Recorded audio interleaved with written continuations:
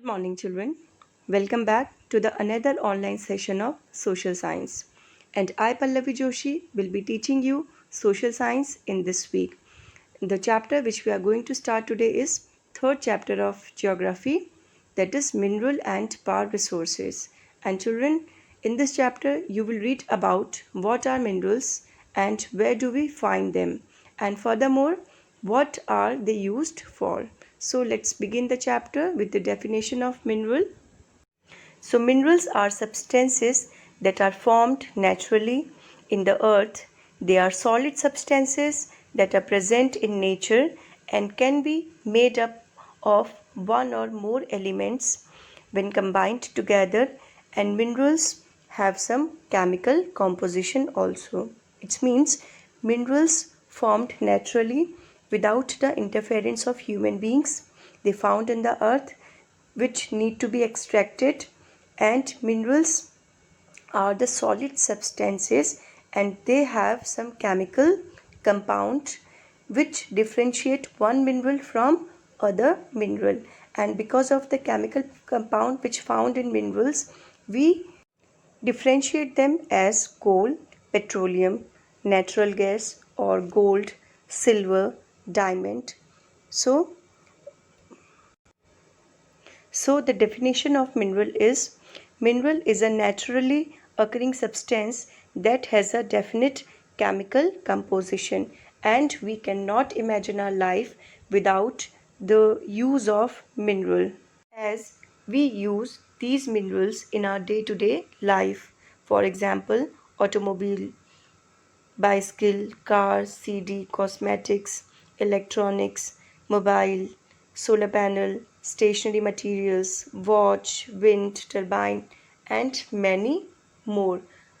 Not only this, the toothpaste which you used just after leaving your bed contain many minerals like calcium carbonate, fluoride, etc. And we cannot imagine our life without the use of these minerals. They are the important part of our day-to-day life. Not only this, but some of the minerals are needed for our growth and to function normally, that we consume in our food, like calcium, zinc, magnesium, iron, potassium, and many other. So I hope now you must understood the importance of minerals in our life as well as the meaning of mineral. So the definition of mineral which is given in your book is: mineral is a naturally occurring substance that has a definite chemical composition which differentiate one mineral from other. An example of mineral are gold, silver, petroleum, natural gas, coal, and many other that we will discuss further. Now let us read about some of the features of mineral. Minerals are not evenly distributed over space. It means you will not find mineral everywhere on earth in equal proportion. Mineral usually concentrated in area where there is a lot of rock formation. And in previous class you have read about three different type of rocks which found on earth, that is igneous, sedimentary, and metamorphic rocks, and different type of minerals found in these rocks. And some minerals are found in area which are not easily accessible, such as the Arctic Ocean and Antarctica. A second is minerals are formed in different types of geological environments under varying conditions. For example, some mineral formed at considerable depths within earth crust. On the other hand, other kinds of minerals developed at or near the surface of the earth. So different types of minerals formed in required different type of temperature, uh, pressure, or area.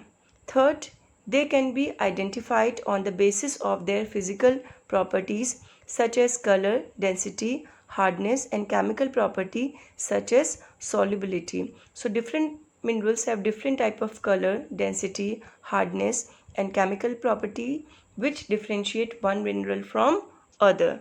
Now let's see the types of mineral. So there are over 3000 different minerals found on earth, but on the basis of composition, minerals are classified mainly as metallic and non-metallic mineral. Now look at the table which is given in your book. So minerals are basically classified in two categories, metallic and non-metallic. First we will start with with metallic. So metallic minerals uh, are the minerals which contain one or more metal. On the other hand, non-metallic mineral do not contain any metal. Then metallic mineral classified as ferrous mineral and non-ferrous mineral. Ferrous minerals have iron content, for example, iron ore, manganese, nickel, etc. Any mineral which has iron content is the example of ferrous mineral. Second is non-ferrous minerals which do not contain iron ore. So the minerals which do not contain iron ore are example of non-ferrous mineral. For example, gold, silver, copper, lead are the example of non-ferrous mineral. And non-metallic mineral, as we have discussed, that non-metallic minerals do not contain any metal. Example of non-metallic minerals are gypsum, limestone, mica, etc. Now let us read about the extraction of minerals. So minerals can be extracted by mining, drilling or quarrying. Extraction means removal of minerals from earth's crust or taking out mineral from earth. So there are three methods of extraction of minerals. These are mining, drilling, quarrying. Let's have a look on the extraction method. So first method is mining. Mining is the process of taking out minerals from rocks buried under the earth's surface. And mining further classified as open cast mining and shaft mining. First is open cast mining, and it is also known as surface mining because in this type of mining we do not go very deep inside the earth, and minerals are extracted from the earth by removal from an open air pit. And second is shaft mining, and it is also known as deep mining because in this type of mining we go very deep inside the earth, and it is very dangerous because as we go deep down the temperature uh, increases and oxygen level decreases with the depth. And in this mining we dig hole into the ground to reach the coal or ore. Next is drilling. Drilling is used for the extraction of petroleum and natural gas. In drilling, deep wells are bored to take petroleum and natural gas out from the earth crust. And next method is quarrying. In this process, minerals that lie near the surface are simply dug out by the process known as quarrying. So these are some of the method of extracting minerals. I hope you have understood this topic. Now let's move forward to the next topic, that is distribution of minerals. As we have read in the beginning of the chapter that minerals are unevenly distributed on Earth's surface, as minerals occur in different types of rocks, like some minerals found in igneous rocks, some in metamorphic rocks, and some in sedimentary rocks.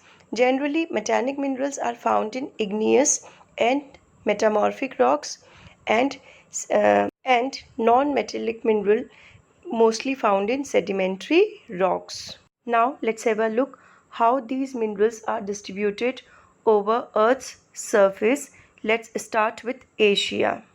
In Asia, China and India have large iron ore deposits, and the continent produce more than half of the world's tin, and major tin producing countries are China, Malaysia, and Indonesia.